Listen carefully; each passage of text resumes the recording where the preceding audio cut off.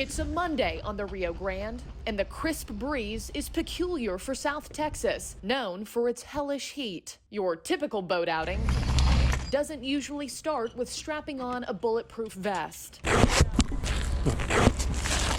Are you nervous going out right now? No, I love the water. But for locals Larry Solis and Raul Cruz, these aren't your typical waters. It's a crisis. There's no such thing as a challenge. It's a crisis.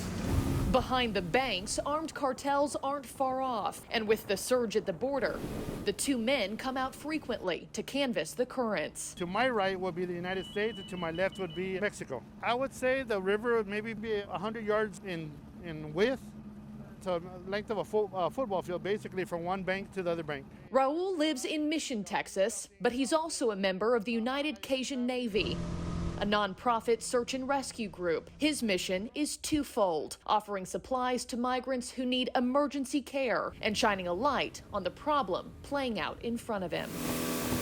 They took us along for a regular patrol. The shores of the Rio Grande River littered with trash left behind by travelers, like this mountain of clothes, food, and baby toys, not to mention the crossing equipment that gets left behind. Yeah, you'll find deflated rafts, you'll find air mattresses that they use also to come across. There are life jackets that get left behind for whatever reason. Coming from behind the trees, plumes of black smoke and the smell of campfire lingers. On a cool day like this, Raul says it's a sign they cooked and kept warm around the coals before crossing.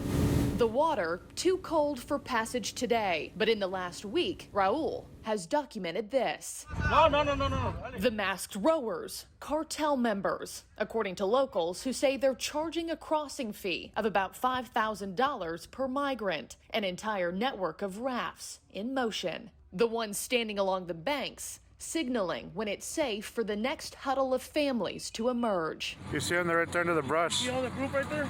Hiding? Right up here. Children, babies coming across that have been traveling for months. This group of mothers and children fleeing from the tree line. ¿De dónde son?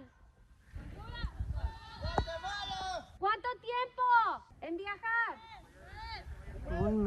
They're from Guatemala and have been traveling for a month. The perils along the way are relentless. We've blurred this photo, but this migrant dead along the shores. Our guides suspect murder after failing to pay the smuggling fee.